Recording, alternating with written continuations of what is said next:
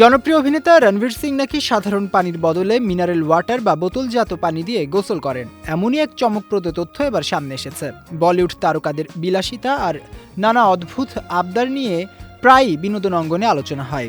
Outdoor শুটিংয়ে তাদের নানান বিলাসবহুল চাহিদার কথা শোনা গেলেও রণবীরের এই বিষয়টি সবাইকে বেশ অবাক করেছে। ঋদ্ধিমা সামন্ত নামে এক সোশ্যাল মিডিয়া ইনফ্লুয়েন্সারের ভিডিও থেকেই এই দাবি করা হয়েছে। তার মতে বলিউডের অনেক তারকা শুটিং সেটে অদ্ভুত সব কাণ্ড ঘটান।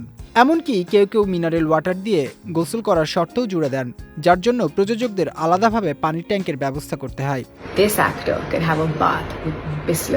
সেই ভিডিওর নিচে বলিউডের পরিচিত মুখ ওরি মন্তব্য করেন, গোপন কথা যেন প্রকাশ না করা হয়, তোমাদের সঙ্গে সেই চুক্তি করেছিলাম, এবার আমার আইনজীবীরা তোমাদের সঙ্গে কথা বলবে।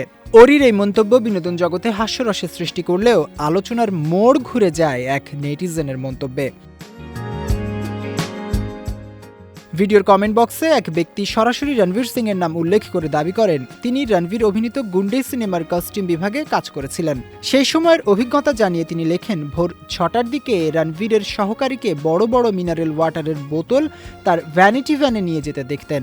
মূলত অভিনেতা ওই পানি দিয়েই গোসল সারতেন। বলিউড তারকাদের এমন বিলাসী জীবনযাপন নিয়ে সামাজিক মাধ্যমে এখন মিশ্র প্রতিক্রিয়া দেখা দিচ্ছে।